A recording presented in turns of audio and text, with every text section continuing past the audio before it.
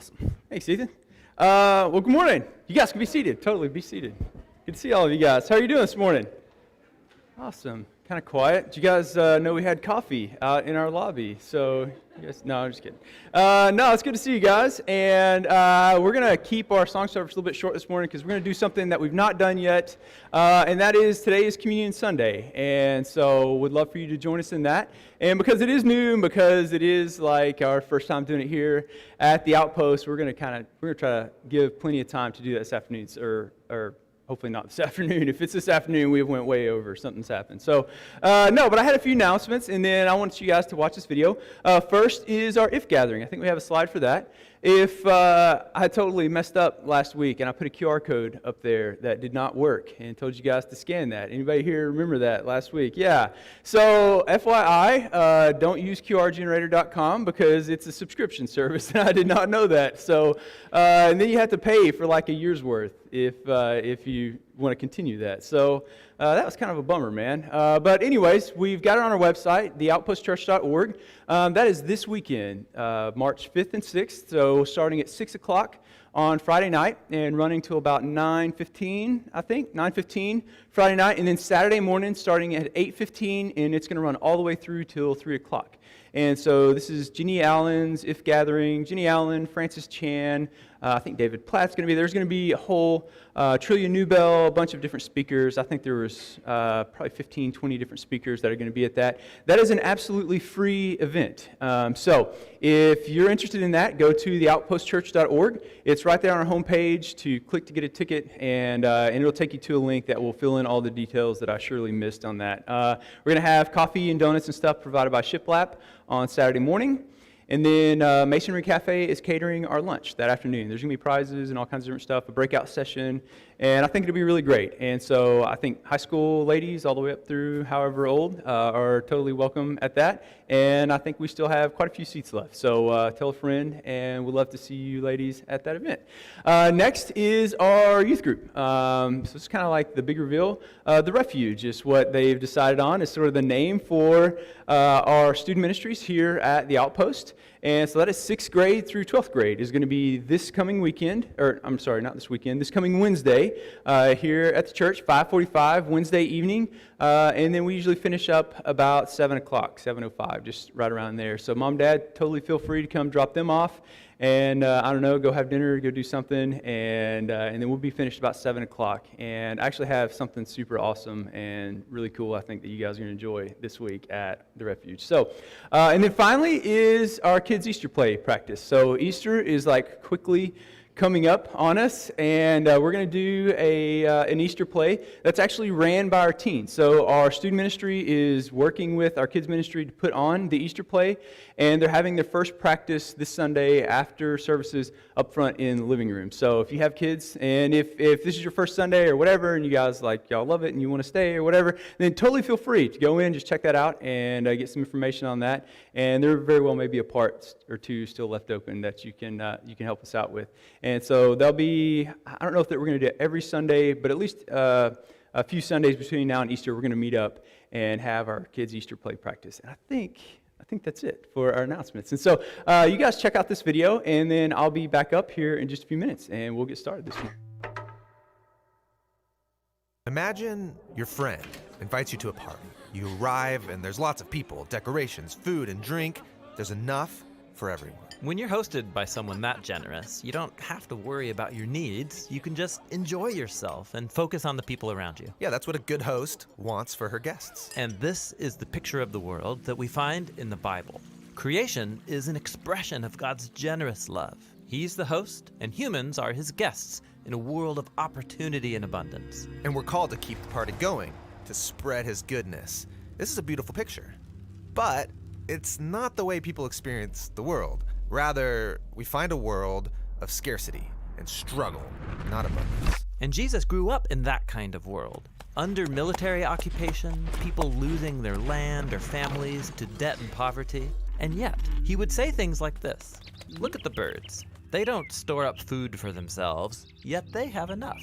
Or consider the wildflowers. They're beautiful and abundant, and they don't stress about their existence. And you all should live that way too. But surely Jesus knew that things don't always work out. I mean, sometimes there really isn't enough. And Jesus did experience poverty firsthand, but he viewed the world through the story of the Hebrew Scriptures, which claimed that our scarcity problem isn't caused by a lack of resources. Rather, the problem is our mindset that God can't be trusted. Maybe God's holding out on me. Maybe there isn't enough, and maybe I need to take matters into my own hands. And once we're deceived into that mindset of scarcity, we can justify the impulse to take care of me and mine before anyone else. And that leads to envy, anger, violence, and a world where it seems like there's not enough. The party's over, it's turned into a battleground. But God wants humans to experience his generosity, and so he chooses one people, the family of Abraham, and he promises to give them the abundance that he wants for everybody else. God will provide what they need. All they have to do is trust his generosity. And through them, the whole world will see how generous the host really is. But that's not what happens. Abraham's descendants, the Israelites, enter a land of abundance, and they promptly forget the host who gave it to them. They act like it's all theirs, and like there's not enough, and it leads to war and Israel's self-destruction. If I were the host of this party, I think I'd just give up. But God doesn't give up. What he does is surprising. He gives another gift. Another gift? Yeah, but this gift is different. What God gives is himself. All right, and Jesus, the host himself, comes to join in on the spoiled party. And notice, Jesus lives with the conviction that there is enough, and that our generous host can be trusted.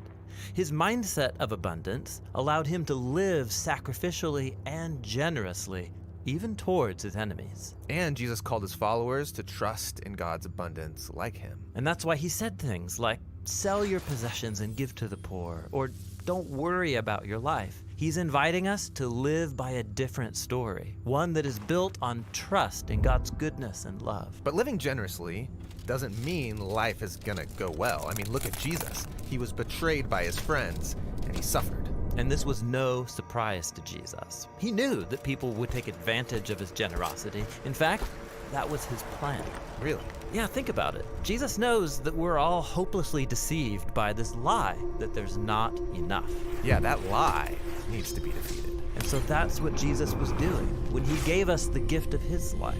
Jesus' death was the ultimate expression of God's generous love. Yeah, God's love can turn death into life and scarcity back into abundance.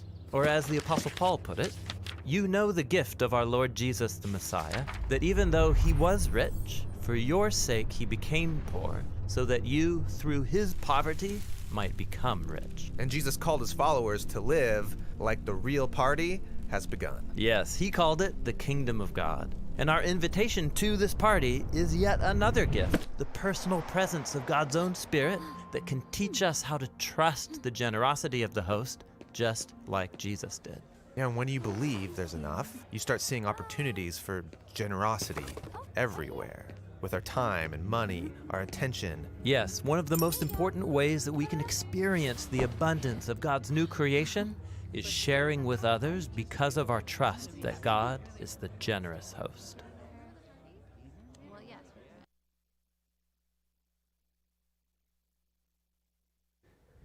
This is the Bible Project. Have you guys ever seen them before? They make all sorts of videos about like biblical themes and books of the Bible and stuff like that. If you've never seen them before, then I challenge you to go this week. Check them out on YouTube. They have a website, BibleProject.com, and all of the resources, Bible studies, commentaries, they have podcasts and everything that pretty much anything Bible related, they do a really good job of visualizing and making that just kind of, really accessible. And so yeah, that's the Bible part. So this morning, I want you to hold that topic and those images and that sort of phraseology in your mind as we launch into our own subject of generosity, and we talk about this today, all right? And so, yeah, there we go, Bible Project. I hope you guys will go and check them out this week. They do some awesome stuff. So as we get started this morning, I'm going to make a statement, and you guys tell me if you resonate with this statement, right? I love the act of going to a car dealership to buy a car. Said no one ever, right? Like nobody enjoys the act of buying. Like I love driving a new car. I love like having a new, but the act of like going to the car dealership. Here's the deal. We did this back in December. We actually, I'm gonna shut this off because it's buzzing. with us back in December, we went and traded out our Honda for something a little more family-friendly and we can go on adventures with and stuff. And seriously, man, I thought I was going to break out in hives and like hyperventilate on the way to the dealership, man, because there's something about the car dealership, and it isn't like the confrontation of haggling over a good price, right? Like I know they have to get a good price for their vehicle. I got to get something fair for mine, and they actually want to work towards that. It's not that. It's not the money. We were like financially ready. We knew what we could afford and all that, right? It wasn't like, oh, we're going to get there and get talked into something more. It's like, no, man, if we can't get a car for this much, then we just can't do it, right? Honestly, it is the car salesman. And so, do we have any car salesmen in here this morning? Oh my gosh, thank goodness. So here's the deal. I'm not going to like beat up on car salesmen or anything, all right? It's like a job that somebody's got to do. They got to make money and people have to have vehicles, right? And so somebody like has to totally do that. But something about car salesmen like freak me out. Does anybody else like, does that? Yes. Okay. And here's the deal. I think it is the fact that I know their motives going into like the interaction, right? It's like, dude, I know that everything that you do, everything from the first handshake and the smile to the really personable story about your grandkids on that picture on your desk, right? Like everything you do, it isn't that it isn't real. It isn't even really that it's a hidden motive. It's just, it is sort of an under the surface motive. And so I know that everything that you're doing, the way that you disarm and the way that you make me feel comfortable or whatever, all of it is being done to like help me walk out of there with one of your vehicles, right? And then what's funny is like you finally agree with, you agree on a price or whatever, and then you go, and who do you talk to next for anybody that's done that? The finance guy, right? He's not the same way, is he? This dude is cold and calculated, and I love it. It is like a breath of fresh air after the car salesman, because you go and you sit down at his desk, and it's like, look, man, you owe this much. This is your interest rate. Here's when your payments due, right? And then, but here's the problem. He's really cool until he tries to sell you what? The warranty. And then you're like, oh my gosh, this guy's a car salesman too, right? Because he all of a sudden spins in and he does his pitch to sell you the warranty. And you're like, dude, this feels so greasy and so slimy because I feel like I got to know the real you a second ago, and it was numbers and it was cold and calculated. But here you go, trying to make the sales pitch for the warranty. And nobody ever buys the warranty, right? We just all get the phone calls trying to get us to extend the warranty that we don't have. So, anyways, what in the world does that have to do with anything? Well, I think it's about motivation, and it's about our motives. It's this idea that wrong motives or hidden motives, they always come out at some point. And I think that's what makes buying a car or dealing with a car salesman so difficult, is because you know the motives going into it, right? And so this is at the back of your mind the entire time that you're meeting with this person. But when motives come out and they're like hidden, wrongful, maybe even hurtful motives that are like underneath the surface, how does that make us feel? What does that do with us, man? At best, it just feels kind of slimy, and at worst, it does some incredible damage to people and relationships, right? And just straight talk for just a second. Pastors, churches, Christians alike, right? Like, have we been caught in bad motives? Has there been moments where our motives around things like money or like the way that we lead churches and the way that like we deal with like issues of depression or counseling, things that are like really serious issues, and all of a sudden it comes out that there's bad motives, man, that has done some incredible damage in the world, right? Like, have you guys been following the Ravi Zacharias thing over the last few weeks? And so maybe if you have, then like, man, that is heartbreaking. I know it was for me. It's like you see this guy that had this lifelong ministry, and he was an apologetics pastor, and so he would go and speak at conferences and all these things, and then all of a sudden it comes out after his death that he was actually engaged in some really bad things, and not just here in America, and it wasn't just a one-time thing. It was like, dude, it was intentional, it was perpetuated over a long period of time, and man, like, dude, that is damaging for people, especially for the people that he has reached over the years, people who like need a visible picture of the gospel like lived out, and that's what like apologetics is. And so, man, that has done incredible damage just over the last few weeks, and it's not over yet, right? It's still going. So, we see those different like wrong motives come out in 1,000 different ways, right?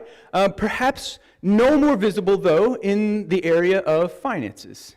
Has anyone seen a story, been at a church, whatever, where finances, tithing, giving, offerings, or whatever was sort of weaponized, and all of a sudden, wrong motives come out, and like you see this thing, right? And chances are, if you weren't personally involved in something like this or didn't personally see it, then you've seen it on the news, right? Because there's plenty of times where it's big enough that it garners national news attention, right?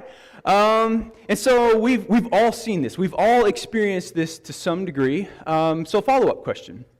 Do you know anyone that isn't in church today and may not ever set foot in a church because of this issue, because they have trust issues, because they think that all churches want is your money, or because like that's all that churches are motivated by, or whatever, right? Like actually, I know a lot of people, more than just a handful of people, that like they won't be here at this service or any other service because, they have this preconditioned idea that churches, all they want is your money. And so everything that we do to get more people is about getting more money, and at the end of the day, it's about, some really bad motives that are hidden and under the surface, right? And can we all just agree that especially around this area of finance, that there's been some damage done in our country, and not just our country, but all over the place, man, that people are hurting because of this issue. And here's the good news, is that this was an issue in Jesus' day, and he didn't shy away from it. He actually dove right into it in the Sermon on the Mount. And so are we. So welcome to Waypoints and the Sermon on the Mount, right? This is where we're headed this morning. Up to this point, because there's going to be a pivot that's happening this week, I feel the need to sort of catch us up on a few things that's happened over the last week. So just stick with me for a couple minutes, right?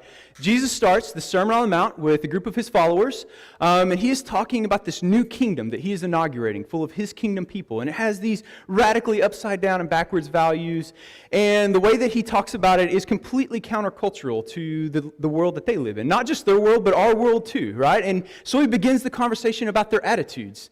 And he says, man, of the things that affect your life, attitude sits firmly at 100%, right? Like our attitudes, these inward attitudes that affect our vertical relationship with the Father, man, they're incredibly important to those external attitudes that affect our relationship with our fellow man. And so Jesus gives us this section that we know as the Beatitudes, and sort of the outworking of those attitudes. And then he pivots, and he goes into this conversation about our relationships. And he says these things like, hey, don't murder. You've heard it said, don't commit murder, right? That's bad. And meanwhile, all of Jesus' followers are looking around wondering, like, is this a thing here? It's like, if I got a chance of being murdered here, it's just like, is this what Jesus' followers do? That Jesus needs to address this. But Jesus is actually diving at something much deeper under the surface. And he's going to go after these attitudes and these actions and these like preconceived notions that we have in our heart that actually affect these like very real things on the surface, like that make a huge difference in our relationships. It says, no, man, actually, if you have hatred in your heart, if you have anger, like unresolved towards another person, then, man, the end result of that attitude is so certain that it could be called murder itself. And so he goes to address these root heart-level issues over, half of a chapter there in chapter 5. And then this week, we're going to pivot again, and he's going to talk about our motives. And motives are an incredibly difficult thing to measure. Can we agree on that, right? Like, how do you measure somebody's motivation or somebody's motives? Well, you can't until you see it worked out, right? You can tell people's motives by how they live and how they act. And so Jesus, he's going to bring up 3 things over the next few weeks. This week, he's going to talk about our generosity. He's going to talk about prayer. And then he's going to talk about fasting. All 3 of these, like, decidedly religious activities, right? But he says the way that we approach these things, they say a lot about our motives. And so that's where we're going to be for the next 3 weeks. Are you guys good? Here's the deal. Surgeon General's warning, we actually don't talk about money that often here at this church. Actually, it's been several months since we've done that. And my hope is that we will talk about it as much as the Bible talks about it. So as we come to these passages, we preach through verse by verse, that we'll address it as Jesus addresses this topic, right? And so if you're here this morning and you came in and you gave church a try or a chance for the first time, right? And maybe you have some fear and you have some reservations around this issue of money, right? Here's what typically happens at this point. Is pastors will say, yeah, we don't talk about this often, and if you're a visitor, then just kind of sit back and don't worry about this, right? And like be ready to pay attention next week. But I'm actually going to ask you to do the opposite this morning. To lean forward, to pay attention, because I believe we have this opportunity to correct some bad ideas and some bad theology and some like bad approaches to the way that we handle generosity in our finances and money and all that, right? And actually at the end of the day, it isn't even about money, right? And so let me just get this part out of the way. Our offering plate is at the back. You can give online, right? And that's it. That's all you're going to hear me say about giving, because at the end of the day, this isn't actually about that. Jesus is attacking our motives, and he's going after something much deeper in us, but he's using this topic of generosity to open the conversation. Are you guys good? Y'all with me? Thumbs up, head nods? Okay, here we go. Matthew chapter 6, we're going to start out, verse 1 through 4. I'm just going to read the whole thing, and we're going to go back through it. So beware of practicing your righteousness before men to be noticed by them. Otherwise, you have no reward with your Father who is in heaven. Sorry, turned too fast. So when you give to the poor, so let me just stop right there. So when you give to the poor, right, I'm going to make mention of this again, but Jesus just assumes that his followers are going to be engaged in giving to the poor. And he's actually going to say it twice in here. This is just a baseline assumption for Jesus that his followers are going to engage in this, that when you give to the poor, this is how you approach it, right? When you give to the poor, do not sound a trumpet before you as the hypocrites do in the synagogues and in the streets, so that they may be honored by men. Truly, I say to you, they have their reward in full. But when you give to the poor, again, baseline assumption, you're going to do this. Do not let your left hand know what your right hand is doing, so that your giving will be in secret. And your Father who sees what is done in secret will reward you.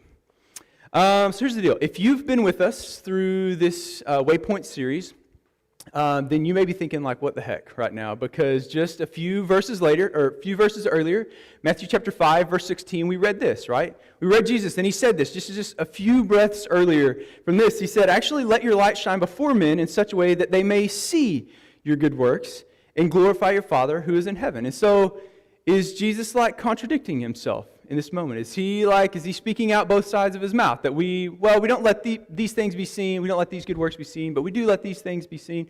And he actually doesn't clarify, he doesn't make that distinction. Again, I think what we're going to see is that Jesus is pointing out something about our motives in this moment. Jesus is pointing out something about our motives in this moment. And I failed to get our handouts to you guys. So if you are the type that you like love to fill in handouts and stuff, I've got one in the back there, totally free. Go up and grab one of those. Sorry about that. So yeah, Jesus is pointing out something about our motives in this moment. Here's the deal.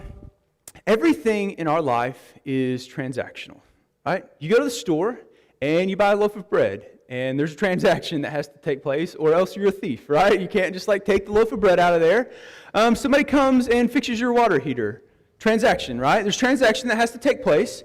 And that's like really understood as far as like goods and services. But we actually don't let it stop at goods and services, do we? That our transactional like mentality actually bleeds over into our relationships as well. Like what? If you're in the military, you've been around the military much, somebody helps you move. I don't even think this is a military thing necessarily, but if somebody helps you move, what's the unstated rule? Right? You're going to be there for them. You know, like if you can be there, you're going to be there for them to help them move, right? What if somebody brings you over and has you over for dinner at their house, right? What's the unstated rule? Well, at some point, you're going to either bring them over and cook for them, or you're going to take them out to eat or something like that. There's sort of this like transactional nature to all of our life that isn't just goods and service, but oftentimes this gets applied to our relationships. And here's what Jesus would say, is that if we apply that transactional mentality to our relationships, we will oftentimes find ourselves in those moments where we can be generous, looking for something in return, right? Like our motivations, if we are transactionally bent, we are going to be looking for something in return. And typically, it is like recognition for our good works or our good deeds, right? And Jesus is saying that actually if we approach our generosity in this way, this is where the damage is done. And this is how churches and pastors and individual Christians go off the rails, is when they view what they do as something that can be transacted and returned back to them, right? I will give you this, but I sort of have this unstated expectation that you are going to reciprocate or you're going to do X, Y, and Z. Has anyone ever been sort of the victim of that feeling? Like you receive something and all of a sudden you think it was free, or you think that someone was there and they were just like being kind and generous, and then you realize that like, oh my goodness, they expected something in return to this. You know, I forget what it was. I was living down in Florida, and I'd gotten something from somebody, and I thought it was a gift. And then I found out, it's like, no, man, that's like $100, or that's like $150 or something like that. And they're like, whoa, bro, I thought you were like just being generous and giving this to me. Like, I thought I read the situation well. But like in that moment, it isn't just like goods and services, but it's just like, sometimes it's just people in general. in the way that they approach their relationships. And it's like you realize that they're very transactionally minded, and how does that make us feel?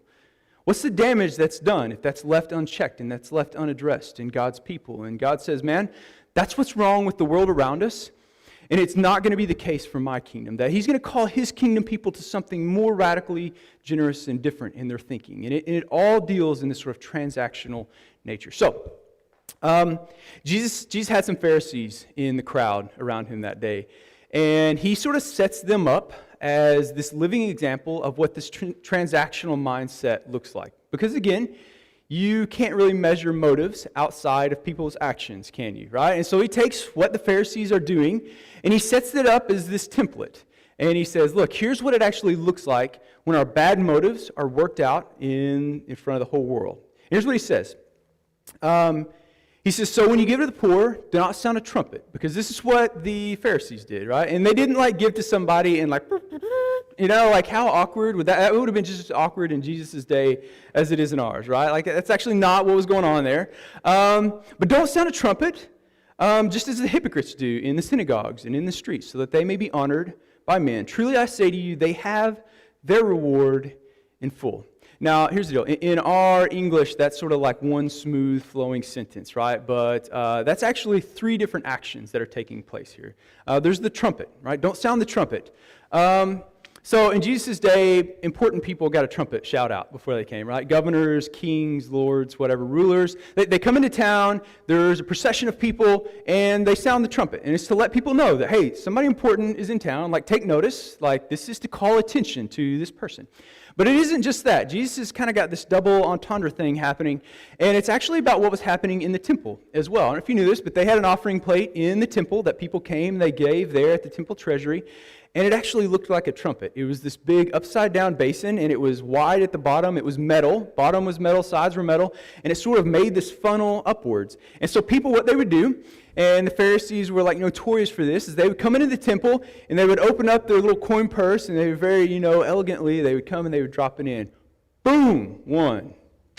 Boom, 2. And it was just this funnel-shaped thing that would ring out through the entire temple, right? Boom, 49. Boom, 50. Right? And people are like, bro, that ain't like copper coins. That's silver. That's gold, right? And so what they were doing is they were forcibly drawing attention to their generosity.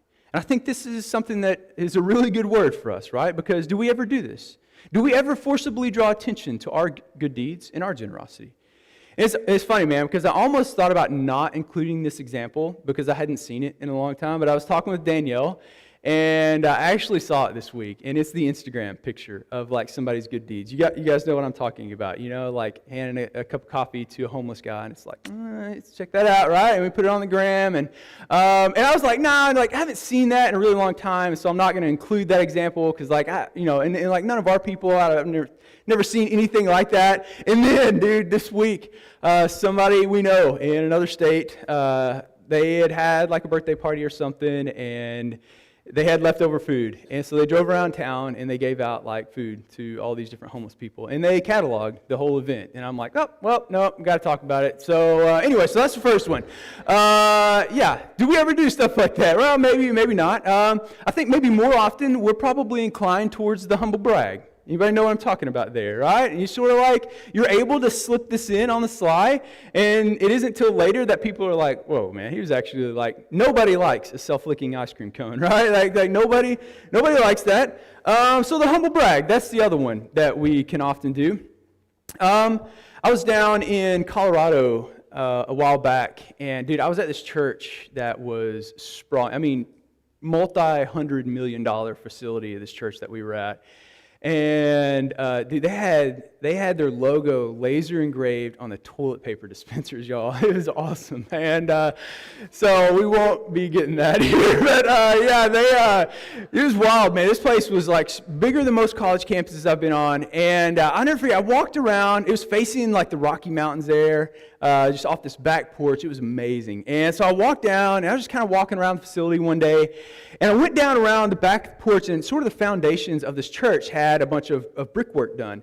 And there was a name on every brick. And I was like, oh, that's interesting, And so I checked, and there was a big plaque, and it was donors of the people who had made the building of this building. And I don't know, man, but something in that just sort of like made my skin crawl a little bit, right? Like at the foundations of this church, you have a bunch of people's names, and like you shouted them out. I don't know, but it didn't sit well with me, right? How about this one? Maybe we're more inclined to this one. We will only become involved in projects that we can be the hero in. Do you know anyone like this? Do you struggle with this? Dude, this is like, I have this issue, like it's the 11th hour, we're going to fail, the team is going to whatever, and this person is the person who waits to step into that moment because they know they can do it and they've been able to fix the problem all along, but they wait until the moment that their actions are going to be most needed and most called out and seen, right? And so they will step in those moments that like, only then, like when they can be the hero, will they engage and will they get involved in something. And that's a way of like forcibly drawing attention to our actions and our good deeds. How about this one? How about when we fail to reproduce ourselves through our leadership, right? Like you have a job, you have this thing that you do, and you fail to reproduce yourself in that position and in your leadership, right? So that you can remain the expert on this thing, so that you can be needed. Anyone else, or is it just me that struggles with this one, right? Like, dude, I have a hard time with this one, right? Because like I want to be needed, and I want to be in a position where people need me for something, right? And so I have these opportunities and these off-ramps to bring other people alongside and train up that next generation of leadership and to take over, and yet I will fail to do that sometimes because why? Well, because it takes this thing away from me that like gives me purpose and meaning or whatever, and it makes me feel needed. And in that moment, what am I doing? I'm forcibly drawing attention through some really backwards ways, but I'm still doing it. I'm forcibly drawing attention to my good deeds and my actions. Do we ever do this? Yeah. And then he says this. He says, don't blow the trumpet, but don't be a hypocrite either. This is a Greek word. This is what they used for play actors, is that you played this persona on stage, and then off the stage, you were a completely different person, obviously, right? Because it was just a part that you had played. And Jesus is saying that they did this, that as they gave, as they were generous to people, that it wasn't actually true to the character that was going on inside of them, that their hearts were actually far from God in that moment. And so they would go and they would actually give and they would actually be generous, but what was going on inside of them was not generous at all. In fact, they had great disdain for the people that they were being generous to. Like they looked down on the homeless people and the sick and all those, right? And their heart was actually very far from God in that moment. Here's the deal. We actually do the same thing, but it's kind of in a backwards way. Is that a lot of times I think that we do very seriously, very genuinely want to follow God. We want to follow after Jesus, and yet we will justify inaction and a lack of generosity to people, right? And here's how we do this. I thought about putting up the meme. Have you guys ever seen the meme where it's like the old lady in her car? It's like, church is over, time to go assault a food service worker. Have you ever seen that meme? And it's like, yeah, I thought against it, right? But it's like, it's kind of funny, but I've actually known several people in food service, and they're like, dude, I hate working Sundays because groups of Christians are the least generous with their tips. Why is that? Why is that? It's because they have this transactional mentality that how I bless you in this and how good I do for you in this is like it's based on your service. And maybe that's like true to some degree, right? But actually, man, I think a better way of looking at that is it's actually based on who you are and how generous you are despite the circumstances. Because what led that person to like maybe give you bad service or whatever, it may be a million different things that aren't connected to you in any sort of way, right? They may be going through a really hard time, or they may be having a really difficult, going through a difficult life situation. And so your generosity and your actions like may speak volumes, and yet oftentimes we can justify a lack of generosity in that. So we claim to follow Jesus, and Jesus just baseline assumes that we're going to be generous to people. And when we fail to do that, what have we done? What have we shown in that moment? It's like, well, we've shown that we're a hypocrite in that moment because that's actually not what a follower of Jesus would do. I think about this when it comes to topics of homelessness, extreme poverty, single-parent families, that kind of stuff, right? Like, how often have we heard followers of Jesus make broad, sweeping comments, broad generalizations about those populations and groups of people that somehow justify their inaction and their lack of generosity to those people? You guys know the comments that I'm talking about. Well, they got themselves in that position, right? Or if they weren't doing drugs, or they weren't doing this, right? Or if they just made better choices in this area of their life, or if they just.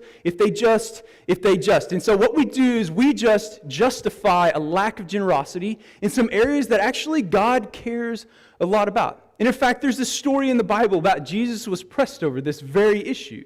Is that the religious leaders in Jesus' day said, well, yeah, but he sinned. His parents sinned, right? Like whose fault was it that he is in this position? And Jesus, I don't really care, right? It's not his. It's not his parents. Go be made well is what Jesus does in this moment. That Jesus extends generosity despite the circumstances and despite the narrative that begins to crop up in our head. And so if we can justify that lack of generosity in those areas, man, then Jesus assumes baseline, again, that we're going to be generous. And so if we fail to do this, we've become a hypocrite in that moment. I'll think about this one as well. This will be the last one that I do on this. Think about the issue of the foreigner and the immigrant. Only because this is a big, hot button topic in our country right now. But I think about this issue as well. And I grew up in a place that there were a lot of immigrant workers, and I sort of had some viewpoints defined around this issue, and they weren't always good and healthy. Some of them were, but a lot of them weren't. And a lot of that really came to the surface a couple of years ago, and I got a little one escaped here. A lot of that came to the surface a few years ago, and our previous youth pastor at our last church, they had adopted a little girl from Haiti. And there were a lot of conversations that came up around the subject of the foreigner, the immigrant, the widow, the orphan, right? And Mark was really good at challenging people's viewpoints on this thing. And I sat down and I made one of those broad sweeping generalizing comments, right, that sort of categorized all immigrants or all orphans or all whatever. I'd made one of those type of comments, and Mark very lovingly corrected me in that moment. And he asked me a question that I'm honestly still to this day taken aback that I didn't ever consider it before this. And he just asked me, he said, man, what if it was your children in that moment, right? Just think about this for a second. It's Jack, it's Charlotte, it's Danielle, it's your wife. It's your children that you were watching starve to death. It's your children that you were watching waste away under some disease or illness that could be cured by medication you could get at any gas station here, right? Or it's your children that are you're afraid to leave as you go to work for the day because you don't know if some insurgent or some whatever is going to break into your house because it is just that war-torn and that oppressive in your in that part of the world. You don't know if you're going to come home and find your family dead on the kitchen floor. What if it was your family in that moment? What are the lengths that you would go to ensure their safety? And bro, there's no lengths that I wouldn't go to ensure the safety of my family, right? And all of a sudden, this issue that I had painted is really black and white. This issue that allowed me to sort of act with a cold shoulder towards this topic. It had all sorts of shades of gray introduced into this topic. And all of a sudden now, it's not as much about legal or illegal, right? Because here's the deal. God's definition of our action around this topic rarely, if ever, lines up with the approach of any government here on this world, right? What God calls His followers to in this area of the foreigner, the widow, the immigrant, right? How He calls His followers to act rarely, if ever, fall in line with what's legal or illegal by any government here on our world, right? And so, if we've bought the party narrative of conservative or liberal, it doesn't matter. If we've bought that hook, line, and sinker and we've ran after one of these things and we've somehow justified inaction in this area that God cares a lot about. And He wants to use His people as His hands and feet of good news and blessing in this area. And we've justified inaction in this, then man, Jesus would say at that moment we've become a hypocrite because we've claimed something completely different in who we choose to follow after, who we claim to follow after, right? So I don't know what the right answer is to that. I can't stand here and tell you what our approach or whatever is, but I know that going back and allowing God to define that is most important for us as a community of Jesus followers. So, not being a hypocrite. And then finally, it is about the synagogues in the streets. And this is just a projection of our deeds into the world. I'm going to spend a whole lot of time on this, but if you're taking notes, this is about perpetuating a false image of ourselves into the world.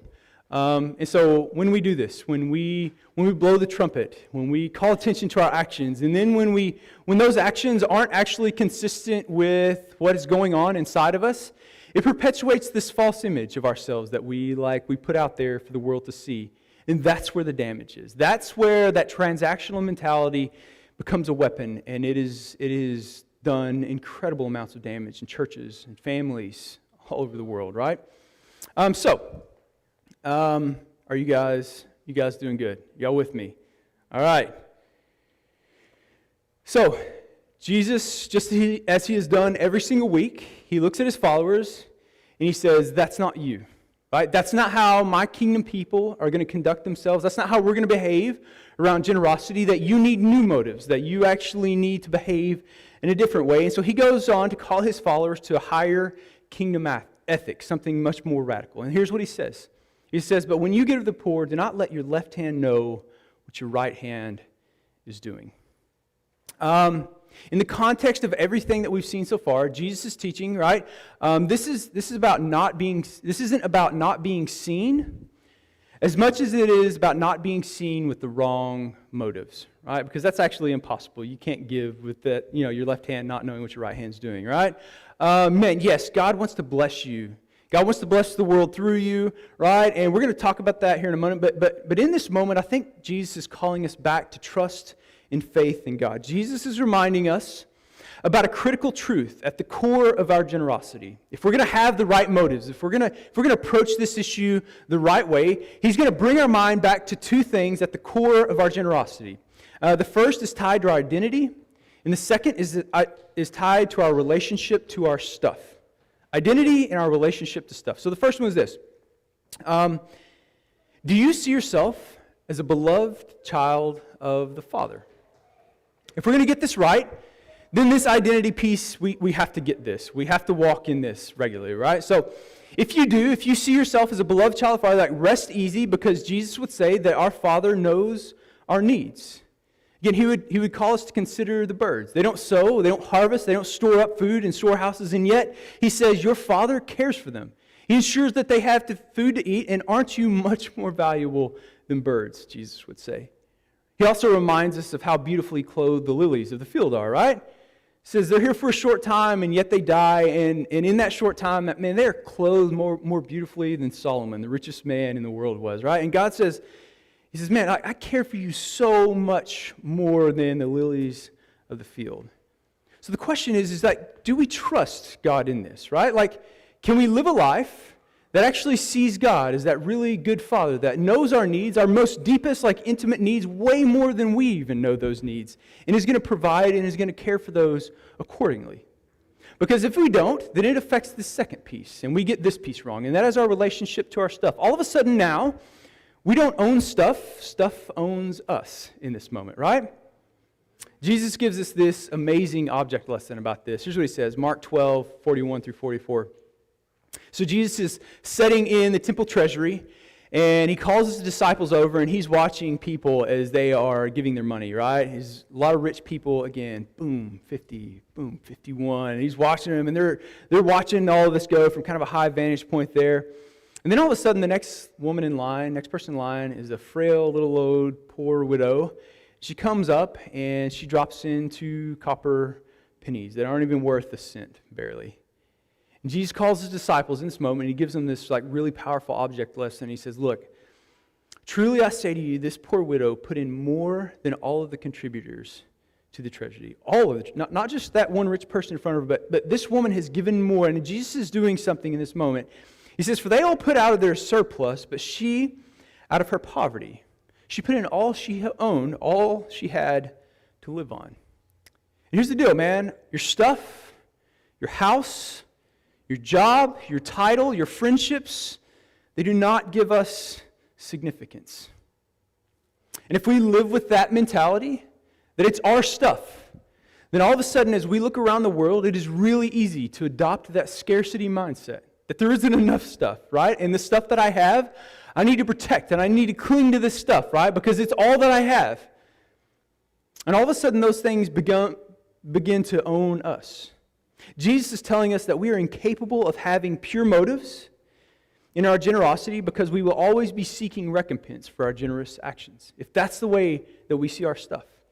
And the way that we see our stuff is rooted in that identity of like, actually, this isn't my stuff at all. All of this is God's stuff, right? Instead, the generous life that God is after is in the person who realizes that they don't own anything, but instead are stewards of everything. In Psalm 50, the psalmist tells us, I was going to read this morning, but we totally don't have enough time for that. I was going to read this passage to you, and it talks about how God owns the cattle on 1,000 hills. And he's talking to the Israelites, and he's telling them, man, like, you guys are bringing all the right sacrifices, you're doing all this stuff, but you're doing it with the wrong heart. You've come to think that I, like, somehow need these things.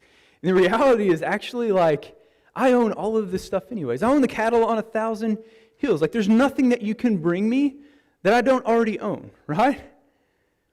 God is still paving streets with gold in His kingdom. Have you ever thought about this for a second, right? Like, I've always thought that was like about the beauty of that kingdom, and maybe there's this aspect of it, but the reality is that God is like taking these precious things, these things that some people toil their entire lives away from, and He's made them commonplace, and He's put them under our feet in His kingdom. They're rubies, they're diamonds, they're jasper. This is the foundations, and we think, oh man, that's awesome. What beautiful foundations. And reality is like no one looks at foundations, do they? Right? Like these are things that like we have come to see as incredibly precious, and God has put them under our feet in His kingdom. He has made these things commonplace. And I think in doing this, God is making a statement. It's that more than anything, God values the heart of a faithful steward. You see, in the moment that the widow dropped her offering in the bucket, she wasn't putting in all that she owned, actually. She was putting in all that God owned in that moment. She trusted God as this good Father who provided for her in all circumstances. And her act was a greater act of generosity because it was rooted in that type of faith.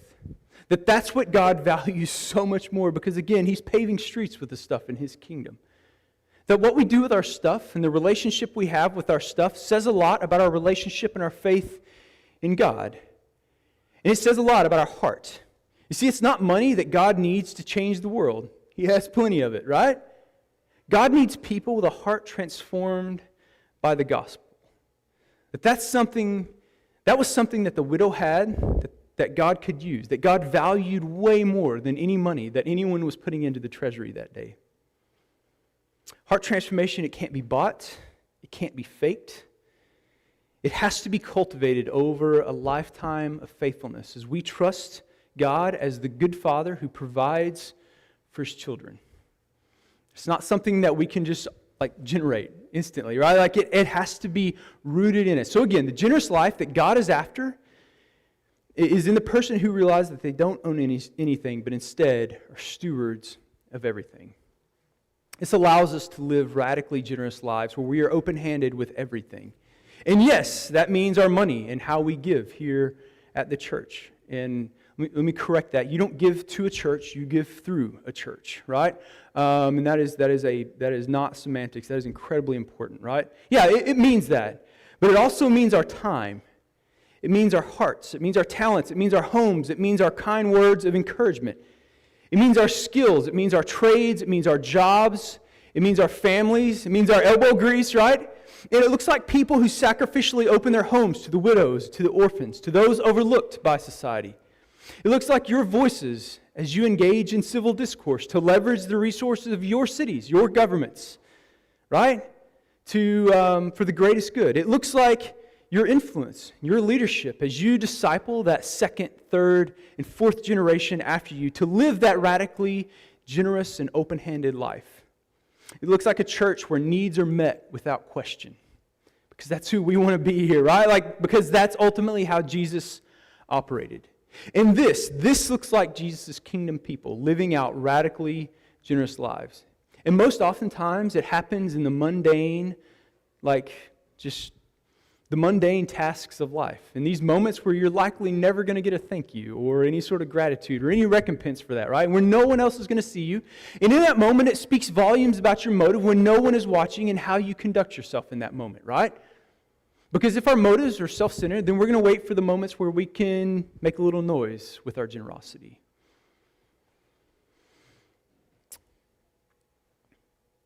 This is the root of genuine, God-honoring generosity. And it is this that Jesus says that there is great reward in. So here's the rewards. And again, I'm gonna plow through these pretty quickly, right? Because we're totally running over time. So here's what he says, Matthew 6:4. So that your giving will be done in secret, and your Father who sees what is done in secret, he will reward you. So I believe there's three rewards that we see in this moment. One, they're heavenly rewards. And these are things that we're not going to see or really even understand as valuable this side of the new creation, right? He says, for no man can lay a foundation other than the one which is laid, which is in Christ, which is in Jesus Christ. Now, if any man builds on the foundation with gold, silver, precious stones, wood, hay, straw, these things that are valuable, right? Like if we build anything apart from that identity rooted in Christ, working towards and for His ends in His kingdom, right? Like if we are doing something that builds our own kingdom, then we're going to always do it transactionally. And in that day, every man's work is going to become evident in the day that Jesus returns. For that day, we'll show it because it's going to be revealed with fire. And only the things that are built on that foundation of Jesus are going to endure. And for the one that it endures for, he's going to receive a reward. And Peter echoes this in 1 Peter 5:4. He says, and when the chief shepherd appears, you will receive the unfading crown of glory. Here's the deal. I don't have a clue what a crown of glory is, right? Or what makes it so valuable. I guess crowns are made of gold and they got gems on them and there's maybe title or status, but like none of those things really seem to matter a whole lot in God's kingdom. And so the reality is I actually don't know. That's an economy like far removed from us that we have no idea what makes those things so valuable other than the fact that Jesus tells us they are. And that our like laying claim to those things are based on our past actions and the foundation that we have built on in our generosity in other areas, right? So there's that. We'll keep moving pretty quickly here. Two, there are earthly rewards in the here and now. Malachi 3:10, he says this. He says, bring the whole tithe into the storehouse so that there may be food in my house. This is God talking to His people to be generous, to bring back there to the temple. And He says, now test me in this. And here's why they needed to test Him in this. Because man, they're coming out of captivity in Babylon and Persia. Like the people are returning to the land, but they're still being oppressed. And there's still like heavy taxes that are being laid on the people.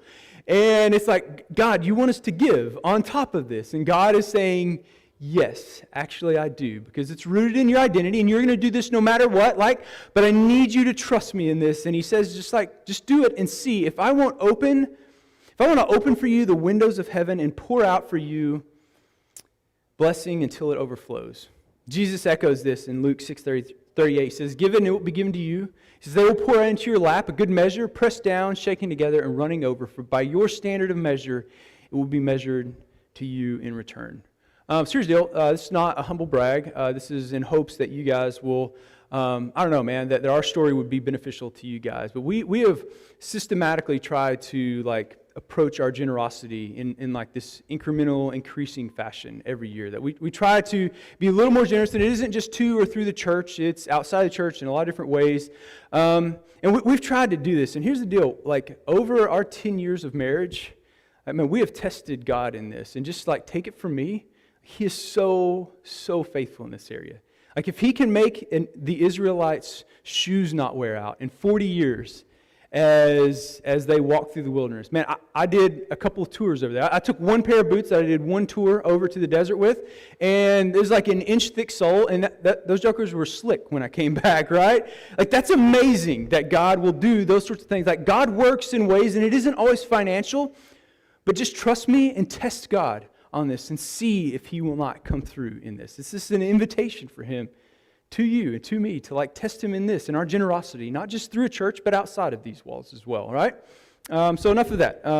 Blessings in the here and now. But I think this is the one. This is the one that Jesus had in mind, and this is the one that we're going to close out today with. Is that there is the reward of a renewed creation. So let me just explain this one, because this is huge, and this is where Jesus has been leading us to this entire time. And it's no secret that we live in an incredibly broken world, ravaged by all sorts of problems, issues of justice, wars, homelessness, drug addiction, moral failures, right? Sickness and death, and the list goes on and on and on.